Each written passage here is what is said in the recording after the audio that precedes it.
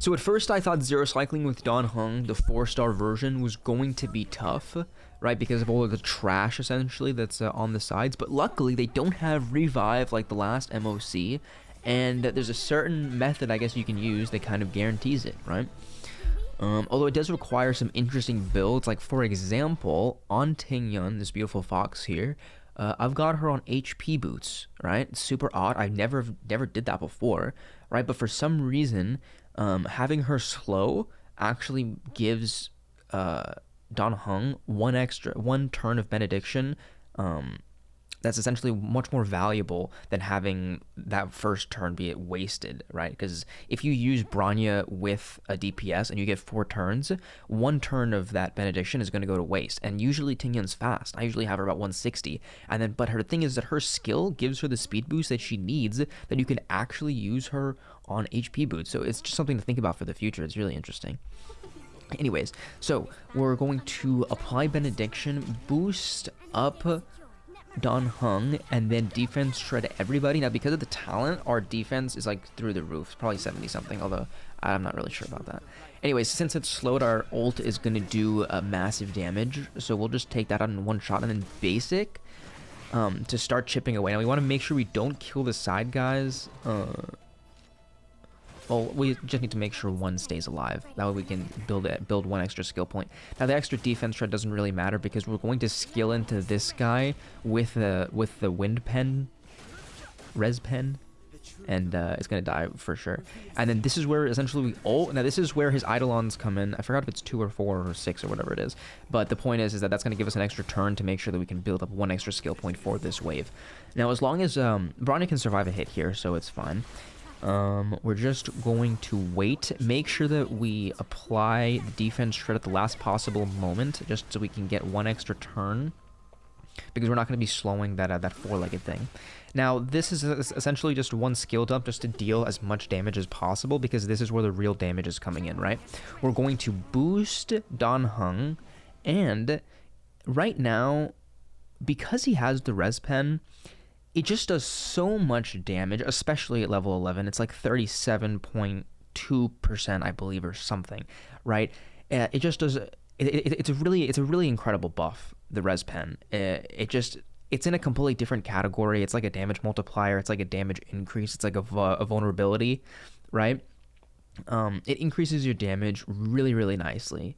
It's the same multiplier as having something be like wind damage, for example, right? Because or wind weakness. Because for example, like the 4-legged wind guy, the guy has a weakness to wind, so he has like an inherent 20% like lack of resistance, or like negative 20% resistance, right? But this is going to add 37%, right? So if something doesn't have that weakness, that's just a flat 37% that we're just going to have once we attack this Japard, right? Now, when we use Belobog, we actually don't want to use it now to buff our skill, because the thing is that once Don Heng goes, he's going to go once more, as you can see in the action cycle. It's below 29, but once we get dance. It's actually funny. Somehow Tingyun hasn't gotten hit yet. It's really interesting. We're going to boost those up so they can get their second action. But we want to make sure that Don Heng has that Belobog for the second boosted Bronya turn. So in that sense, we're going to wait on the Belobog, do the skill first, immediately ult, and then ult again, so that way we save the buffs from Bronya's skill and light cone.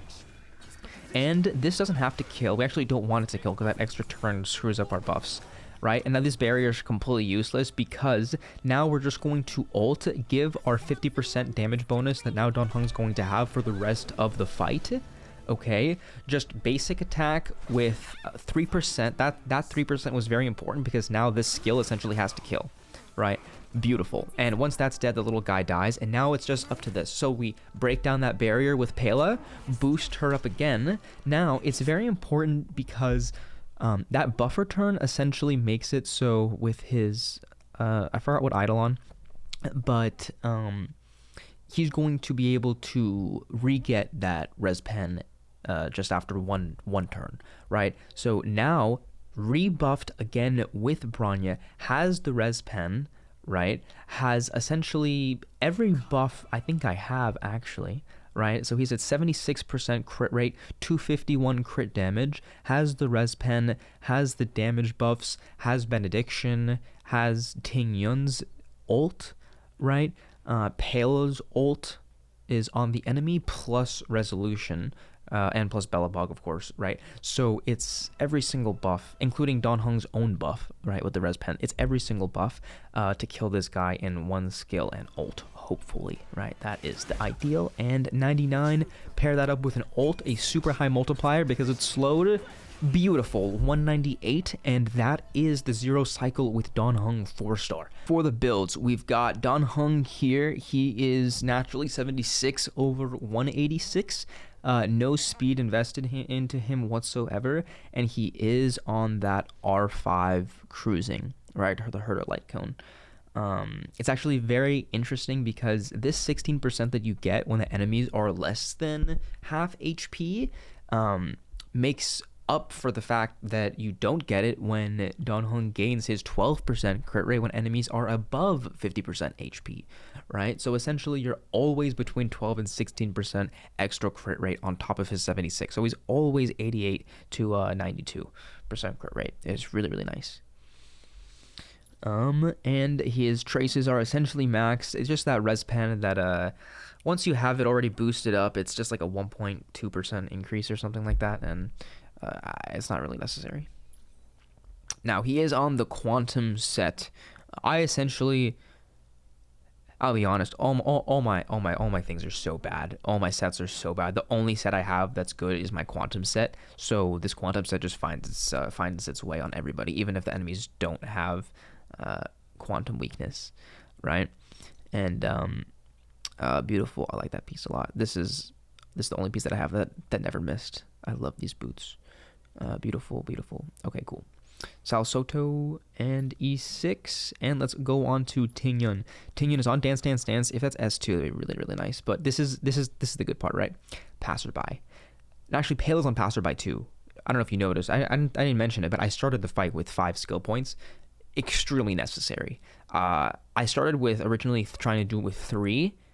Hell no. Does not work. Used Messenger on Tingyun always, because I always used Messenger on Tingyun, and realized the speed doesn't actually help me, because as long as Bronya is fast enough that you can get her 2 actions within the cycle with Dance, and Don Heng gains his speed boost himself with his own ability, and then Benediction is going to also give it speed boost, as long as you don't waste it, of course, with by just getting an extra turn with Don Heng's ult. But anyways, getting this extra skill point literally made it so much easier. It changed everything, right?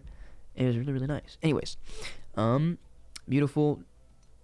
Yeah, so it's this. It's oh, sorry. I said HP boots in the beginning.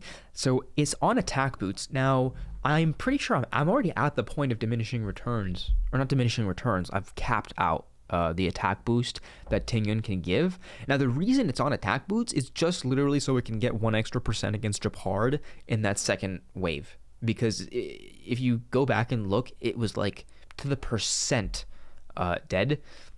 This Tingyun's like talent ability to like deal extra lightning damage, and this was like extremely necessary. I was actually considering just using some maxed out attack boots and then switching my sphere, my orb, to just lightning damage, because I needed Tingyun just to deal a slightly tiny bit more damage to kill Japard, right? Anyways, yeah.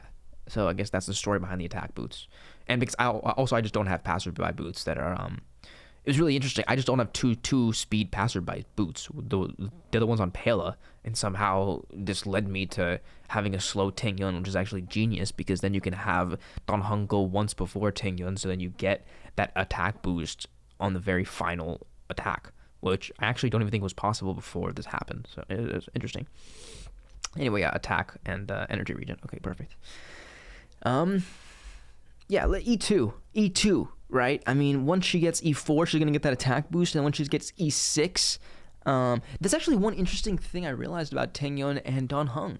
I actually don't think Tingyun, or Don Heng rather, benefits too much from an E6 Tingyun, because his energy cost is 100. So you start at 50, and then Tingyun already gives you the 50.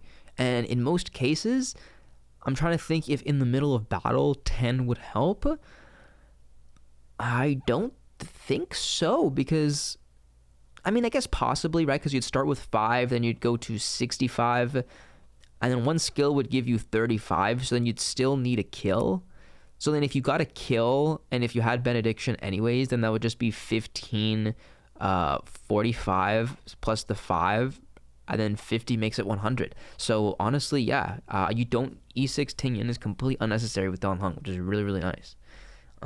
Anyways, let's move on to Pela. Pela's the fastest one on the team, 136, like super slow. The speeds of this team is crazy.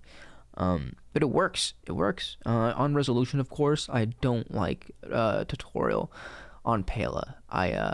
It's nice not having to wear an effect body hit rate, but the resolution is just so much nicer, especially because every bit of defense shred that you have makes every other bit of defense shred that you have even better, right? So when you have the quantum set, that makes resolution better. When you have resolution better, it makes Pela better. When you have Pela, it makes resolution better. When you have Pela, it makes quantum set better. It's like all three is just like a multiplicative increase until 100, where it hits 0, obviously, because once their defense is 0, then can't go negative. So,